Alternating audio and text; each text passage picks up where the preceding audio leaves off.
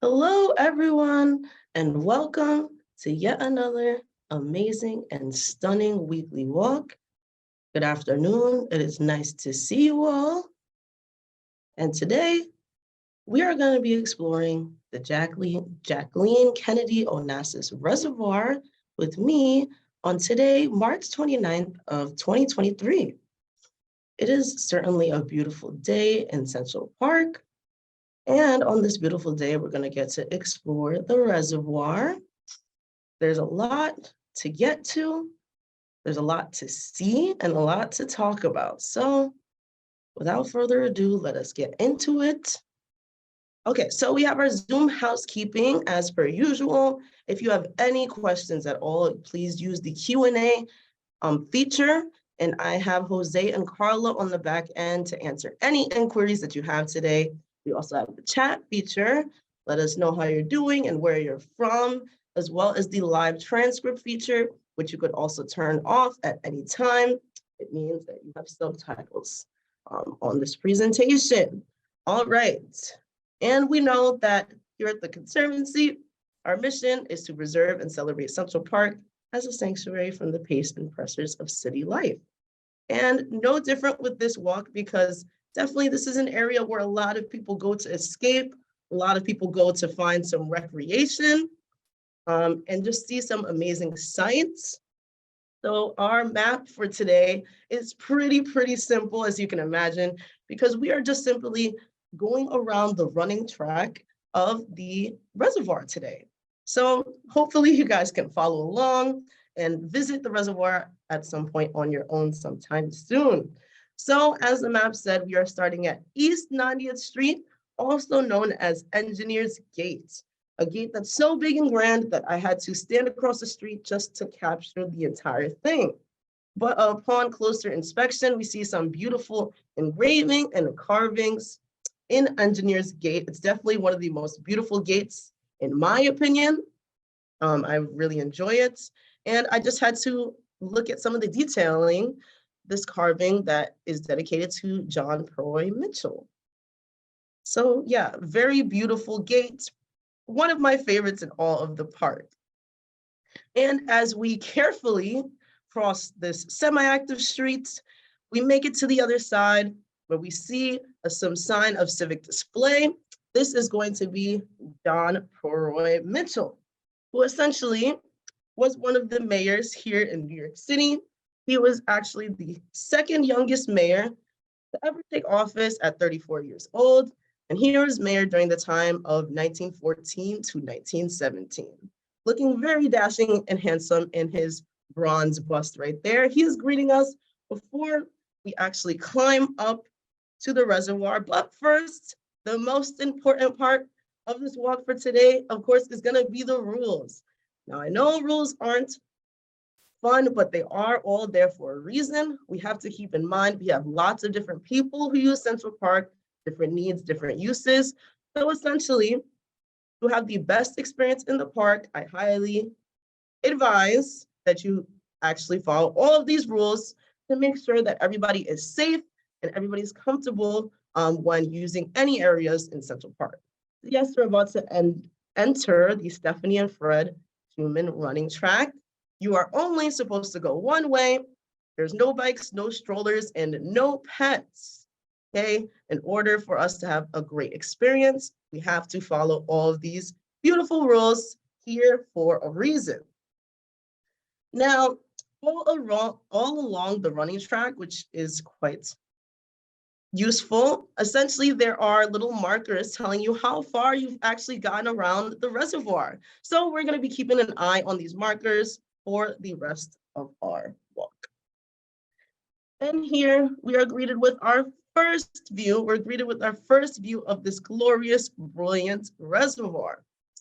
And essentially, this is the Jacqueline Kennedy Onassis Reservoir, and it is the largest water body in all of Central Park. Originally, this was part of a series of reservoirs that service the city, but essentially, we no longer use this reservoir. Right now, New York City uses a combination of different watersheds, 3 different watersheds. They're going to be the Croton, the Delaware, and the Catskills. So those three watersheds are responsible for giving New York City all of its water. Essentially, a combination of the Delaware and Catskill systems give 90% of New York City its water, and the Croton system, which is the smallest, actually gives us 10% of our water today. So although this reservoir is no longer in commission, it is still very stunning, spectacular, and beautiful, and definitely an architectural marvel indeed. Yes. All right, so we are starting on our journey with these lovely folks, following our beautiful rules, going the right way, and all that jazz. So again, just remember to always be very courteous and considerate of your fellow park goers, and just follow the rules. That's all. And with that, let us start our journey. All right, so we're just taking a quick view of what's behind us. We're definitely going to get into it. We have one of these buildings over here. We have the beautiful fountain and some of the skyline. And essentially this reservoir was built between 1858 and 1862. And it was to provide additional capacity to the city's receiving reservoir, the first receiving reservoir, which actually predates Central Park. And it used to be where Great Lawn is now. Alrighty, and as I shortly sauntered up the path, I did notice this pile of branches, which of course means that our Conservancy operations staff is very hard at work, making sure that everything is clean, green, and well maintained. So anytime you see a pile of branches or anything like that, just know that the Conservancy is hard at work, making sure that the park is clean, green, and safe. Soon, these pile of branches will head up to the mount, which is where the Conservancy's in-house compost operation is. So with that, I also noticed something along the path as I was walking along so happily. I noticed this plaque. So essentially, this plaque says these cherry trees presented to the city of New York in memory of Otto Marx from 1870 to 1963. So essentially, Otto Marx was a former businessman and a banker, and he founded the Otto and Marx Banking Company, which he made a fortune from. And these trees, the trees immediate to where this plaque is, were dedicated in his memory. It's very special and rare circumstances where we see plaques on rocks, so it was very exciting to see this. But let's not get confused, as majority of our cherry trees that are around the reservoir were given to us by Japan, so don't get it confused. All right, so we're going to continue on our journey, sauntering on the reservoir. I hope we have our walking shoes on today. But essentially, you're probably wondering how you actually know where you even are along the reservoir. And I'm going to teach you essentially how to navigate not only the reservoir, but navigate all the parts around Central Park. So right here, we are looking at this very unassuming lamppost. So these lampposts right here are the key of helping you navigate all around Central Park. So essentially, the first two numbers on this lamppost, which are 95, they're going to indicate the cross street that is closest, to where this lamppost is. So that means the cross street that we are closest to is 95th Street. And the last two numbers on this lamppost are going to indicate what side you're on, whether it's east or west. And essentially, if you see the last two numbers and they are even, so if they are even, we can see that that means that we are on the east side. So if the last two numbers were actually odd, that would tell us that we were on the west side. So right now, approximately, this lamppost is telling us we are at East 95th Street. So definitely keep that in mind anytime you are navigating all around Central Park. Even as east and west is odd. And those first two numbers will tell you the cross street that approximately you're at. Awesome. And we do see a little exiting area right here, close to 95th Street, if you are willing to exit, but we still have a lot of road to travel. Something I really enjoy about the reservoir is every single inch Every single place that you move, you get a slightly different view of the beautiful New York City skyline. So I definitely enjoy taking in all the views of the skyline from every single angle of the reservoir. Also, you may notice that this reservoir is in a curved shape, The original receiving reservoir was actually in a rectangular shape, but they decided when making this reservoir, they would make it in a irregular, curved, linear shape.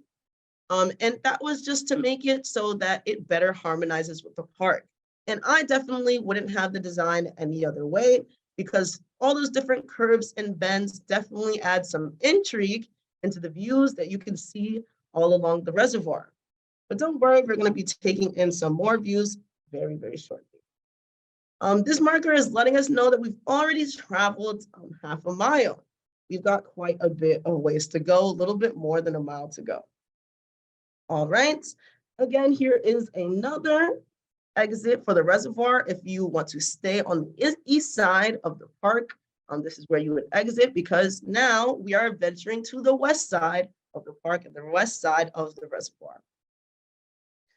And as I was sauntering along, I couldn't resist but take in more views of that beautiful skyline. Not only that, I admired some fauna, this beautiful tree having some early blooms. There are lots of different signs of spring in the park, so definitely come out and visit if you haven't seen all the different signs of spring in the park. All right, and we reached this vintage looking sign that just says the name of the reservoir. So essentially, in 1994, the reservoir was named after Jacqueline Kennedy Onassis, who was a big fan of Central Park and was a big fan of running around the track around the reservoir. So, in honor of her contributions to the city, as well as her relationship with the park, we actually named, the reservoir was named Jacqueline Kennedy Onassis Reservoir, because before that, it was just called the Central Park Reservoir. All right, we are at our first site for the day, and that is going to be the North Gatehouse. As we're taking in this beautiful picturesque view with the sunny gleam in its eye, you probably were wondering what exactly these buildings around the reservoir were even for. So this is one of 3 of the gatehouses surrounding the reservoir. And essentially, these are for managing the water levels of the reservoir. They are not owned by the Conservancy, they're owned by the DEP, Department of Environmental Protections. So they are the people that actually care for this very building. They can monitor the water levels and all of that jazz from these buildings right here. So there it gives you some insight into what these buildings even are. Essentially, we are looking at a beautiful reservoir that is about 106 acres total and 40 feet deep. So that is a lot of water, and it holds more than 1 billion gallons of water right now. And at the time of its construction, it was the world's largest man-made water body at the time of its construction. And also, just to note, this is one of my favorite pictures I've ever taken ever. Awesome. All right, so we are going to look at a different side of the North Gatehouse. This is going to be the front, looking a little vintage, looking a little shabby, but it's all right because I admire and enjoy all aspects of architecture. It doesn't always need to look brand spanking new, but this is what the front of the gatehouse essentially looks like. And if we take a closer look, we can actually see who this is owned by. So City of New York, Department of Water Supply and Standard Benchmark. This plaque telling us who owns this. All right, so we are leaving the North Gatehouse and we have quite a bit left to go. A lot more exciting sights to see. I definitely took a moment to enjoy this beautiful sign of spring. Looks like these beautiful flowers here, definitely letting us know that spring is here. It's in full force here at the Conservancy. So you could definitely see a lot of different flowers around the Conservancy planted by Conservancy staff. So just keep your eye out whenever you're traveling the park. And we are at our next site for the day. Essentially, this that we're looking at is the beautiful, illustrious bridge number 28. So bridge 28, this is one of the last 5 cast iron bridges in all of Central Park. A very scenic way to either enter or exit the reservoir indeed. Cast iron was a material that was very readily available in the mid-1800s when Central Park was being created. So it was a lot more popular of a material to use back then. I definitely appreciate and admire the designs of this bridge, whether it is looking new or not. All of the bridges in Central Park have a unique design, and this one is no different. On these 2 banisters, we could see this little 4-leaf clover design, very charming and elegant looking. And I also see the wood looking a bit newer. It looks like it has actually been restored recently, and I'm just saying that because of how flat and flush it looks to the bridge. Looking very nice and picturesque indeed. But before we go, let's just take in some of the views that you will get from up atop bridge number 28. As we can see, we have the bridle path right beneath us and the reservoir very, very close by.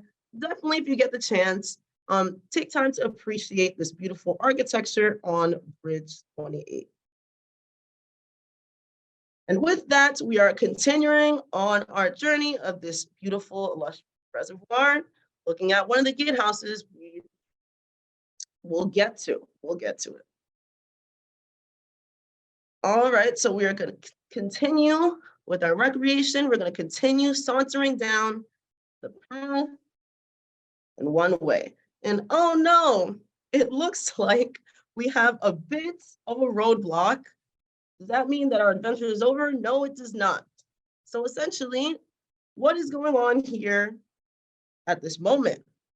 If we take a closer look, we can actually see some people at work cleaning and maintaining the reservoir. So although it may have been very unexpected when I was doing this walk, to see this, it was also very exciting and cool and special.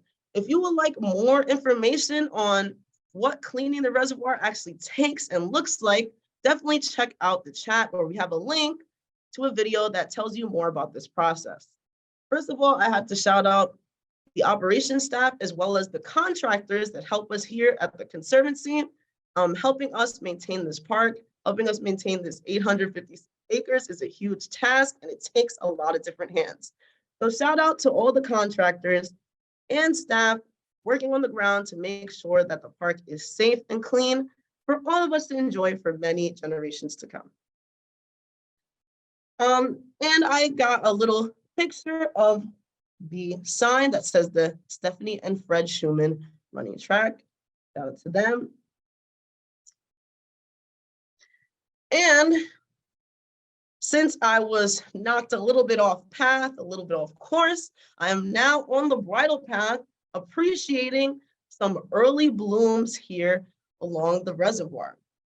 Essentially, don't be worried because there are many different species of cherry trees, and they're all actually scheduled to bloom at different times. So right now, what we're looking at is an okame type of cherry tree, which are actually scheduled to bloom in late February and early March. So these blooms are actually right on time. But if you yourself would like to come on and see these beautiful blooms that we have all along the reservoir, I would like to invite you to check the chat as we have a link to our tours that are coming up, our Cherry Blossoms on the Reservoir tour, where you could come with me or any other of your favorite guides on this tour. And I will have a slide at the end listing all the different dates and times, but you may check the chat right now for a link to our beautiful Cherry Blossoms on the Reservoir tour. Now, with that, we're still a little bit off course. We're going to stay on the bridle path for a bit. We're going to stay on the bridle path for a bit, and we do have our next destination in our sights. already. And right now we're looking at the elegant and illustrious bridge number 27. Again, one of the 5 cast iron bridges left here in the park, looking very nice, very elegant, very pretty. I like this different design of this bridge because we know that all of the bridges in Central Park have a unique design, but this design on the banisters reminds me of a ram's horns. So that is something very unique and intricate detail I definitely like to appreciate. And even though bridges aren't looking exactly new or any of that stuff, I still think in this opportune look of the underside of bridge number 27, I personally enjoy to see things that look weathered and look a little bit older. It adds character to different types of architecture, and it adds a different kind of beauty as well. I just think that all different types of architecture, whether they're looking new or not, deserve to be appreciated. So I definitely was appreciating looking at these beautiful cast iron bridges that we have here before us in Bridge 27. And right beside Bridge 27, well, we have some closer looks at the balustrades, the detailing of Bridge 27, but right beside it, I found a nice patch of some beautiful, beautiful daffodils. Again, there are flowers and daffodils blooming all around Central Park right now due to the Conservancy staff planting bulbs all around the park.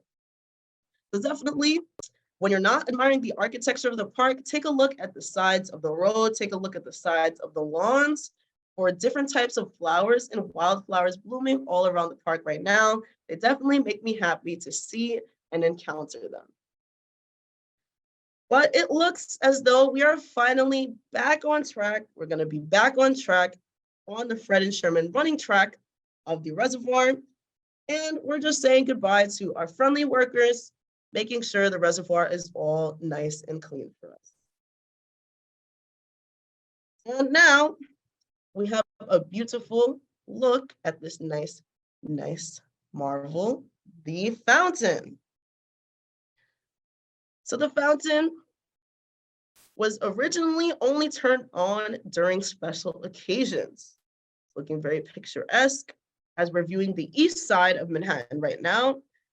If you get acquainted with how the buildings look on the east and west side, it'll also help you navigate in the park. Anyways, back to the fountain.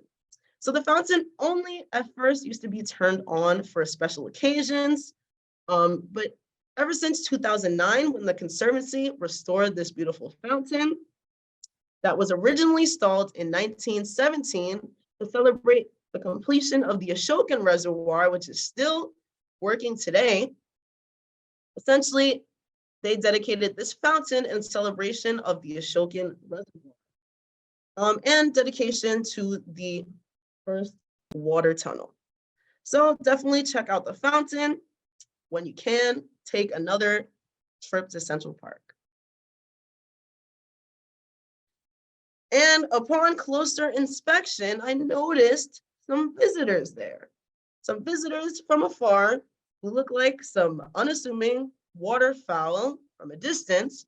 It is bird migration season after all, since Central Park is part of the Atlantic Flyway, which is a major migration pattern that birds travel on.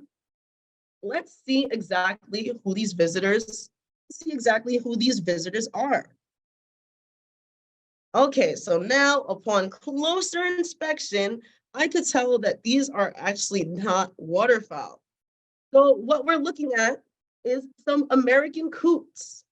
So American coots are not waterfowl at all. They're actually rails, species of ground bird, related to, if you know rails, then you know chickens. Chicken is a type of rail.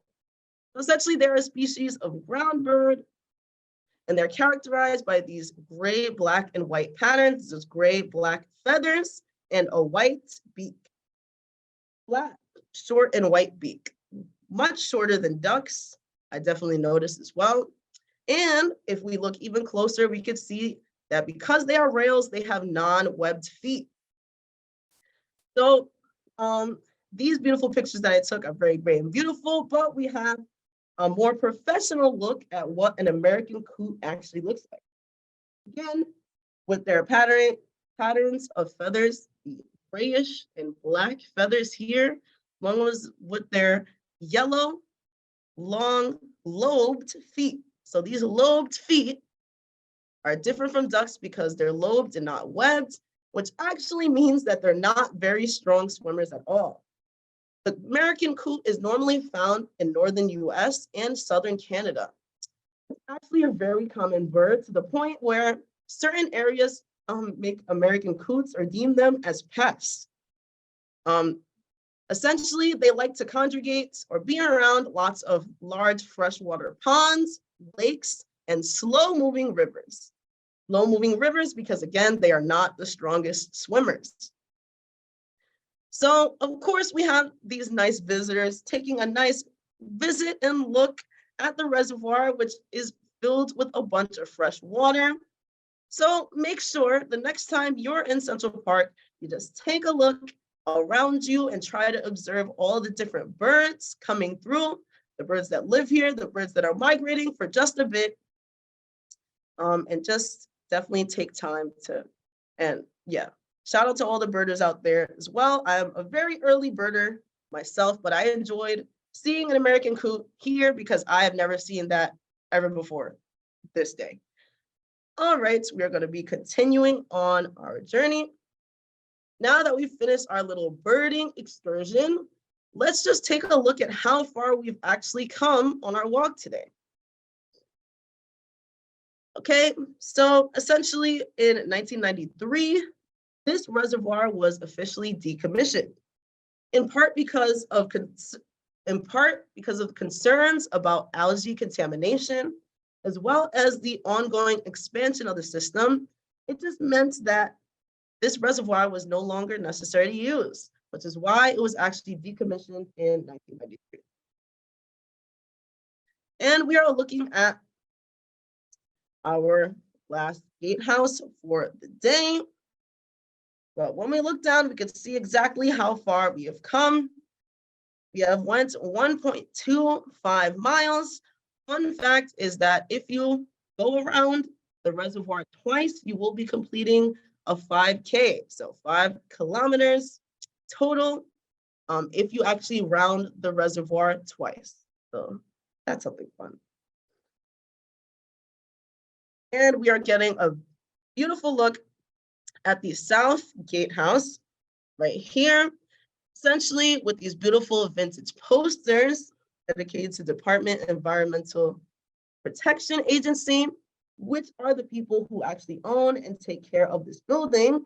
And we could also see at the top of this gatehouse, it actually says the Central Park Reservoir.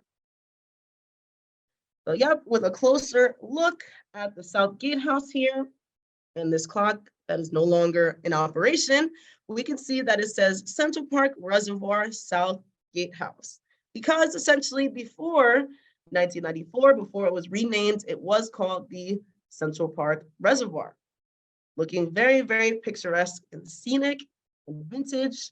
I just really enjoyed looking at these very vintage looking posters, again, from the DEP, the Department of Water Organization, which is why it probably looks like it hasn't been replaced in a good while, because they are the people that are actually owning it. But I still appreciate history in all its forms, whether it's looking pretty and picturesque or not.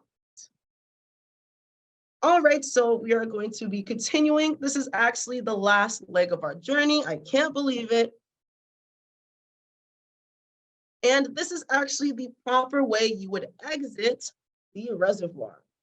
But before everybody leaves, so this is where you exit the reservoir, we're already back where we started.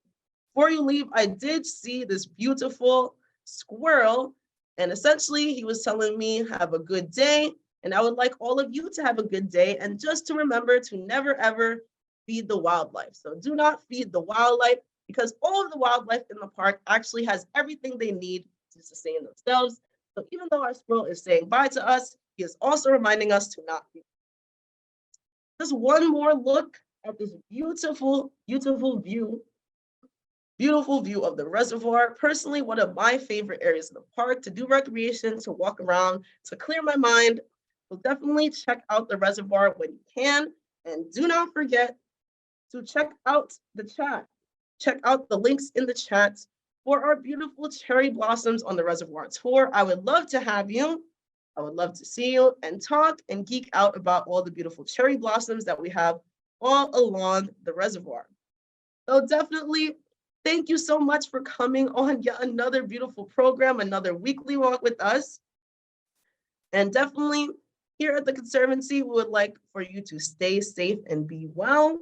Enjoy yourselves, get some sun, and I hope to see you soon on one of our beautiful cherry blossoms on the reservoir tour. So goodbye for now.